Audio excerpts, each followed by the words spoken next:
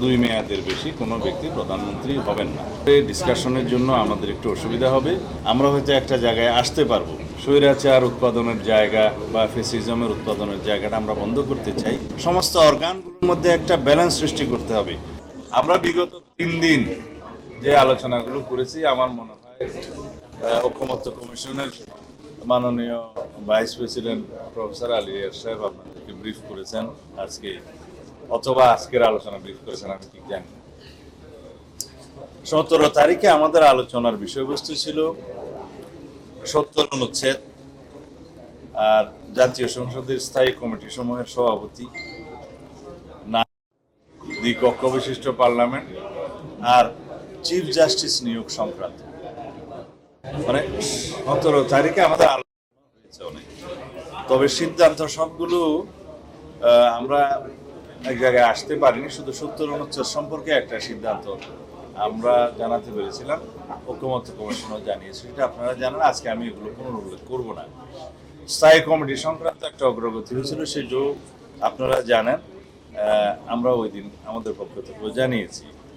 নারী আসন, দ্বিকক্ষ বিশিষ্ট বিষয় এবং পার্লামেন্টের বিষয় আর চিফ জাস্টিস নিয়োগের বিষয় সংক্রান্ত বিষয়গুলো আরো অধিকতর আলোচনার জন্য রেখেছিলেন।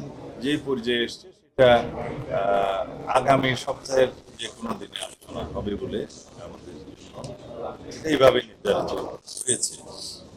18 তারিখে যে সমস্ত আলোচনা হয়েছিল তার মধ্যে গতকালকে যেটা এনসিসি, ন্যাশনাল কনস্টিটিউশনাল কাউন্সিল সম্পর্কে, সেইটা কোনো আলোচনায় কোনো পর্যায়ে এখনো পর্যন্ত যাওয়া যায়নি, সেটাও পেন্ডিং রয়েছে।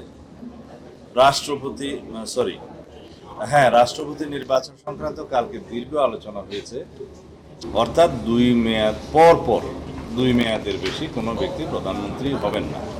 তো এখানে অনেক রকমের ইন্টারপ্রিটেশন আছে, আমি সেই ইন্টারপ্রিটেশনে যাব না, কারণ এখানে আইনি বিষয়ও আছে, আলোচনার বিষয়ও আছে। এখন যদি আমি আজকে এগুলো ওপেন করি তাহলে পরে ডিসকাশনের জন্য আমাদের একটু অসুবিধা হবে। সবাই সব দল এবং সব স্টেক হোল্ডার মতামত দিচ্ছে, আসুক, আলোচনায় আসুক, আমরা হয়তো একটা জায়গায় আসতে পারবো।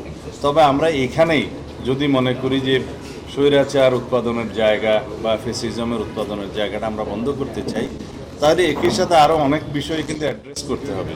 তাহলে এনসিসির ফরমেশন লাগে না, তাহলে আরও অনেক কিছু লাগে না, তাহলে পিআরও লাগে না, আরও অনেক বিষয় লাগে না। কিন্তু আমরা পাওয়ারের চেক অ্যান্ড ব্যালেন্স করার জন্য আমরা বলেছি সমস্ত অর্গানগুলোর মধ্যে একটা ব্যালেন্স সৃষ্টি করতে হবে। আমাদের ডেমোক্রেটিক ইনস্টিটিউশন এবং কনস্টিটিউশনাল ইনস্টিটিউশনগুলোকে আমরা শক্ত ভিত্তির উপর দাঁড় করাতে হবে, তাহলে অনেক কিছুই লাগে না। আর এদিকে যদি আমরা সীমাবদ্ধতা আনি, সেটাও একটা বিষয় থাকবে, যাতে পার্লামেন্টারি ফুয়েরার অথবা কনস্টিটিউশনাল যে কোনো এখন একতন্ত্র প্রতিষ্ঠা না হয়, কন্টিনিউটি না থাকে, সেটা অবশ্যই মাথায় রাখার বিষয়। কিন্তু এটার সাথে আরও অনেক বিষয় জড়িত আছে, একসাথে রিড করতে হবে। শুধু এইখানে এক্সিকিউটিভকে আমরা একদম ভেরি লিমিটেড করে দিলাম, অন্যান্য জায়গাগুলোকে স্ট্রেংথেন করলাম এবং এক্সিকিউটিভ ফাংশন করতে পারলো না, এনসিসি গঠনের মধ্য দিয়ে তার ক্ষমতা খর্ব করা হবে। এগুলো সব যদি একসাথে রেড উইথ আমরা না করি, তাহলে জিনিসগুলো একসাথে সমাধান হবে না। আমরা আলোচনার মধ্য দিয়ে একটা জায়গায় আসতে পারবো।